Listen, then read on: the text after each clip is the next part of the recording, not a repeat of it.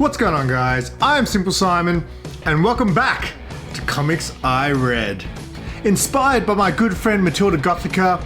So yeah, I haven't been reading as much as I used to, and that's dropped off even more, I'd say, in the last 12 months. But this is a stack of books that I've read in the last maybe month to a month and a half maybe, so it's not a lot of books, and this includes variants. So yeah, I might split this up over a few episodes and keep this series going. So let me know in the comments if you enjoy this. This is not a comic book review, there will be no spoilers.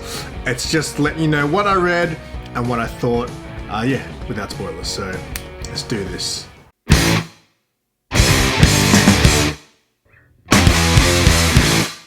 Alright, so today I'm going to talk about 4 titles that I read recently.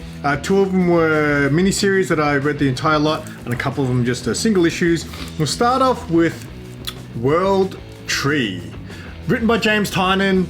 Bit of hype around this book, and of course they had the whole issue with the error print copy of the cover, where it was a little bit printed too dark there. Well, that's what it was supposed to look like.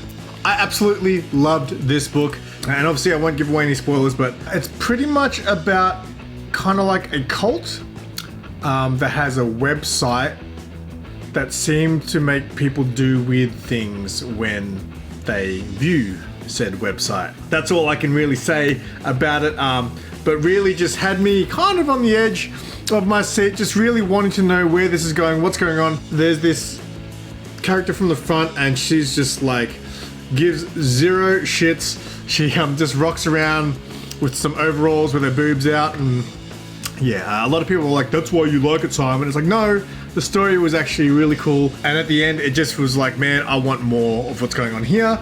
After I read this, I literally went and pre-ordered the first like issue 2, 3, 4, and 5, but I'll probably wait till all of those come out and I'll read the first 5 issues and see if I want to basically keep going with it. But yeah, that's World Tree issue 1, really good. I enjoyed that. Alright, next is Something Epic. Ooh, this was also very hyped. A lot of people talked about this. Mark, when I picked it up at the shop, was like, this is meant to be really good. He heard a lot of people saying good things about it. He said it's so epic. The back cover of the book is actually a panel, the final panel. Had very similar vibes to Crossover, which was also on Image. It's basically about a kid who has like this crazy imagination, and like things in your imagination are kind of technically real, I think, in like another plane of existence. I think that's kind of what it was about. I didn't mind it, but it just didn't grab me enough for me to want to keep going with it. It definitely had aspects of being something that could be great. I definitely thought that, but it just didn't grab me enough to make me want to keep going with it. So I'm not going to say that it was bad. It definitely wasn't as epic as I was hoping it to be, hoping it would be. But yeah, definitely worth checking out. Like if that sounds interesting to you, definitely worth checking out, because like I said, it definitely has potential, I think, to be something epic. And even though I didn't continue with this, they've done some great homage covers that are coming out. So I think I've actually pre-ordered some of those homage covers. So technically, if I want to, I could potentially read issue 2 and 3, because I think I've ordered some covers for it. So yeah, but that's Something Epic. It was okay for me, but like I said, it definitely has potential to be something epic. It just didn't grab me enough in this first issue. Sometimes you've only got one issue to grab me, you know what I'm saying? Especially these days when I'm trying to cut back on buying books. All right, this next one is Trojan on AWA Publishing, 4-issue miniseries. This was a weird one, actually. I pre-ordered all these without reading it.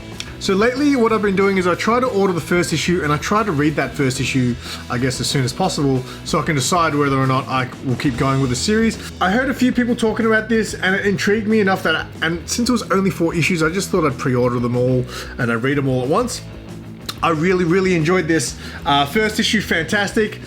Second issue was still very good. It kind of dropped off a little bit at the end. Not that it was bad, it just went very out there. I always say to people that comic books often are great, but I haven't read too many comics that have an ending that I'm really satisfied with. I wasn't super satisfied with the end, but basically what it's about a world where fairy tale sort of characters, similar to Something Epic actually, fairy tale mythical creatures exist, they're real, but they've kind of been like pushed away by the world. So I think they're called legends, is what they're called, like fairies and, you know, gnomes and elves and giants and, you know, everything, right? Everything from fantasy stories kind of exist, but they've kind of been like, they kind of like hide away from the world because they're basically ridiculed.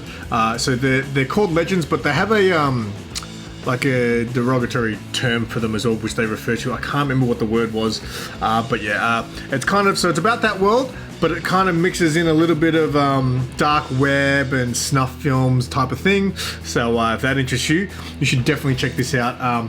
It was very good. I really enjoyed this. I knocked this out really quick too. So I'm a really slow reader, but I read, I think, all 4 of these issues like, you know, like within an hour or something, which is very uncommon for me. So Trojan, I highly recommend checking that one out. And the last one I'm going to talk about today is I just caught up on some House of Slaughter. I'm normally pretty good at keeping up with House of Slaughter because Something's Killing Children is my favorite series, and this is obviously part of that world. This is the Butcher's Return story arc, which is pretty good. The previous one, which was about the Scarlet house, I really wasn't into.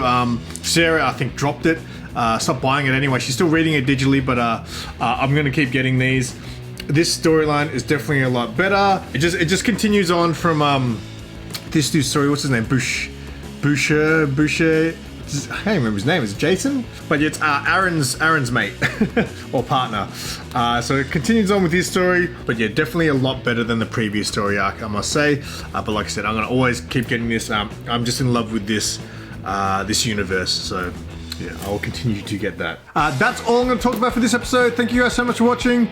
If you guys enjoy it, please give this video a thumbs up and let me know if obviously you do enjoy this, because like I said, it will encourage me to keep doing this. My weekly haul videos eventually will come to an end because I definitely have cut back a lot on comic books, and once it gets to that point where I've just got no books to show you, I think I'm just going to can that show, and I'll probably maybe move over to doing something like this where you know, it encourages me to read a little bit more. So if you guys have stuck around to the end, I appreciate you. I'll film a couple of these in a row right now, so stay tuned for more. And until next time, I'm SimpleSimon. Tell your friends and keep it simple.